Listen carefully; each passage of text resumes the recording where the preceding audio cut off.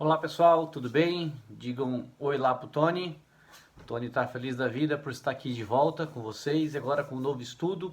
E o estudo é um estudo muito legal dessa vez porque isso tem a ver com a nossa dia a dia, o nosso dia a dia. Eu tenho certeza que você faz isso todos os dias da tua vida e muitas vezes durante o dia. O que será? O título da lição desse vídeo é Como Escolher. Você sabia que por dia a gente faz em torno de 100, 200, até milhares de decisões, de escolhas todo dia? Desde que quando acordar, né? Se vai escovar o dente ou vai direto para o café, ou se vai tomar café, ou se não vai tomar café, se vai botar uma roupa X ou roupa Y. Escolha faz parte do nosso dia a dia e escolhas são muito importantes porque muito do que eu escolho posso definir o meu futuro. Claro que muitas vezes eu vou usar preto ou vermelho, não faz a menor diferença, mas existem outras escolhas, por exemplo, será que eu vou chegar naquela menina? Ou será que eu chego naquele rapaz porque vai me achar oferecida?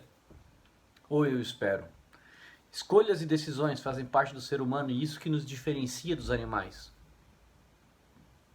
O que Deus colocou mais ou menos aqui no cérebro, aqui no meio, sei lá como é que fica. É o livre-arbítrio, é o teu poder de escolher, o teu poder de tomar as tuas decisões.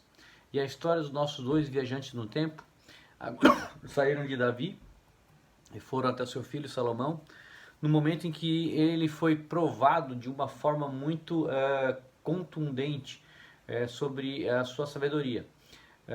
Aquela história das duas mães que levaram um bebê vivo, porque uma já tinha perdido o filho e o filho já tinha sido enterrado, obviamente, e levaram e as duas queriam disputar o neném com Salomão. Você conhece a história?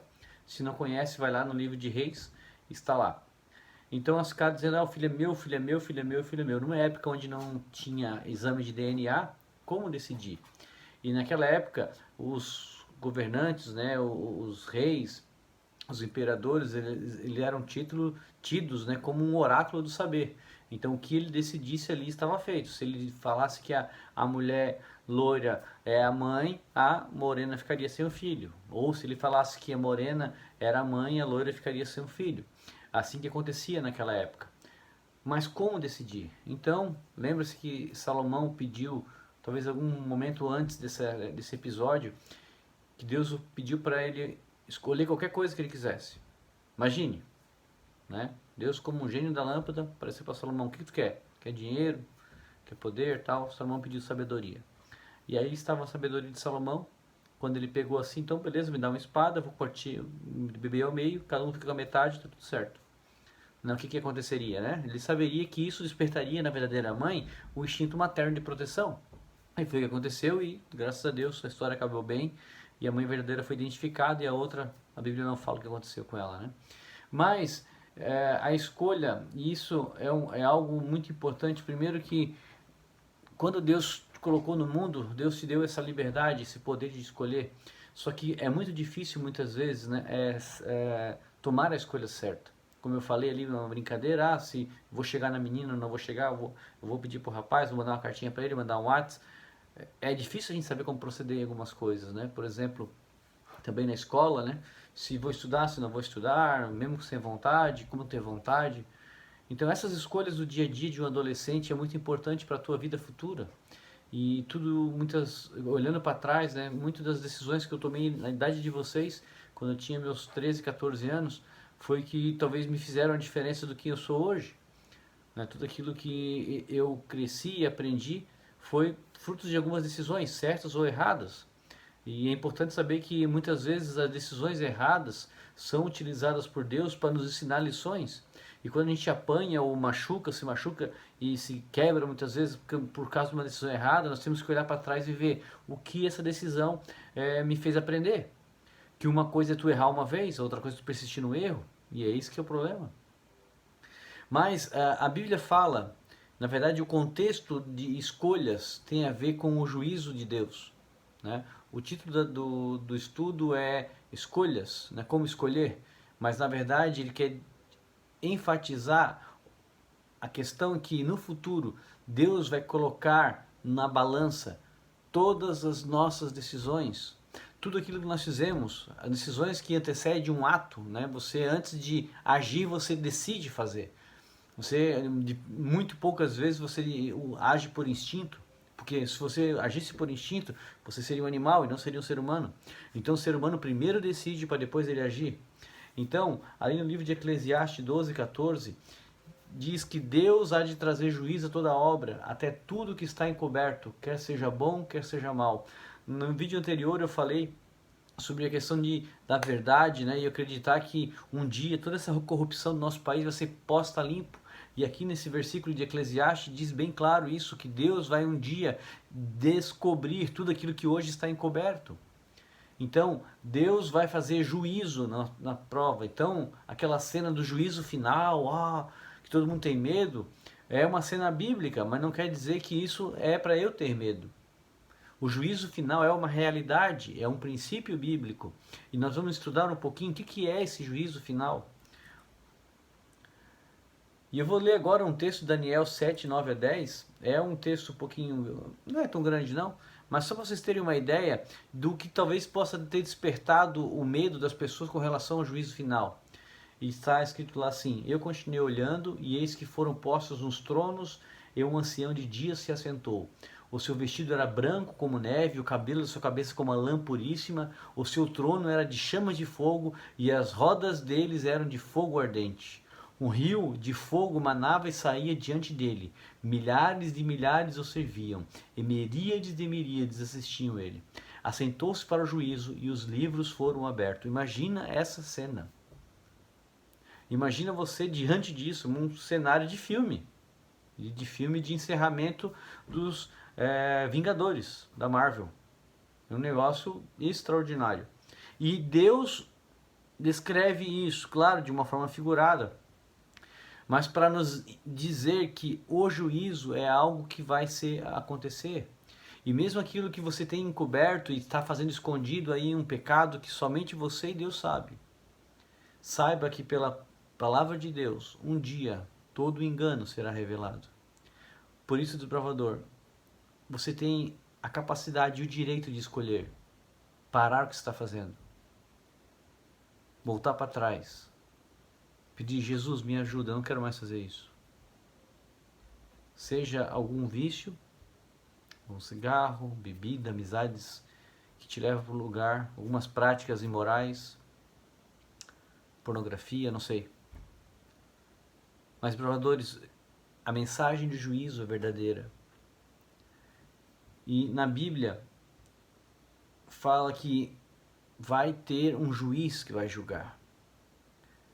E é engraçado saber quem será o juiz.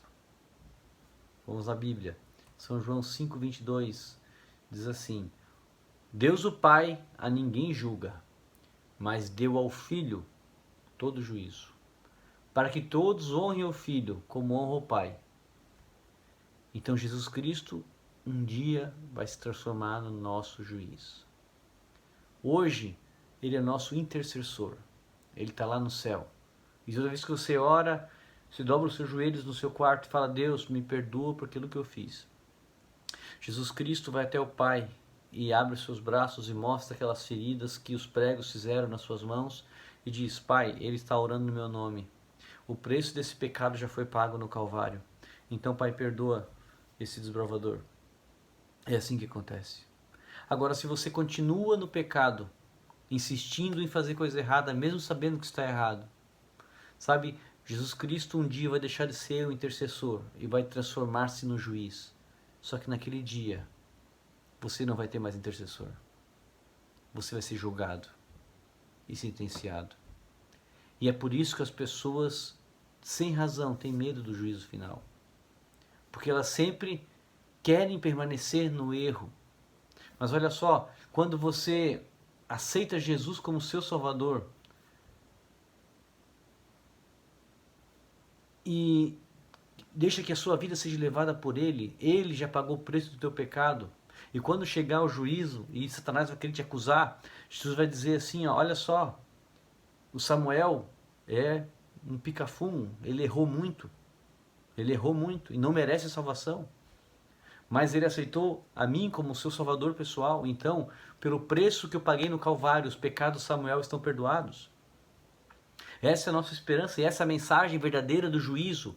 Ninguém precisa ser julgado, porque nós não temos mérito nenhum para ser julgados, nós não merecemos a salvação. A salvação é humanamente uma injustiça, mas Deus se fez justiça no Calvário para você ir para o céu, desbravador. Então, o juízo de Deus somente vai ser algo temeroso para aqueles que não aceitarem Jesus. Para aqueles que têm Jesus como seu Salvador, ele vai ser o momento da libertação, o momento do tempo do fim. E a Bíblia fala que tudo aquilo que nós fizemos está escrito em livros. Livros que te falam aquilo que você fez de bom e aquilo que você fez de ruim. Livros que, como um histórico do teu navegador, do teu celular, sabe cada endereço de internet que você acessa. Livros que estão escritos todos os seus pensamentos.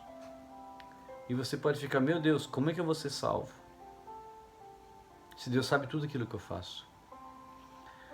Sabe, desbravador, a gente vai ser salvo, porque naquele dia daquele juízo, o juiz será o teu amigo Jesus Cristo, aquele que pagou o preço do seu pecado. Só que ele não vai levar ninguém por obrigação no céu. Ele não quer ninguém forçado lá. Já não era assim no Éden. Deus sempre deu liberdade aos seus filhos. Mas esse juiz precisa levar para o céu aqueles que querem ir. E se você, desbravador, quer ir para o céu, aceite Jesus. E deixe de lado os pecados escondidos que você tem. Fale para ele agora, pare o vídeo e caia de joelhos. A Deus, eu quero me libertar do pecado. Por favor, me dê forças. Perdoa pelo sangue de Jesus Cristo. Sabe, desbravador, Deus vai ouvir a tua oração. E você vai levantar dessa oração perdoado, com uma página em branco para poder recomeçar. Saiba que o juízo é algo que vai acontecer, mas você não precisa de forma alguma ter medo, porque o juiz também é teu amigo. Deus te abençoe.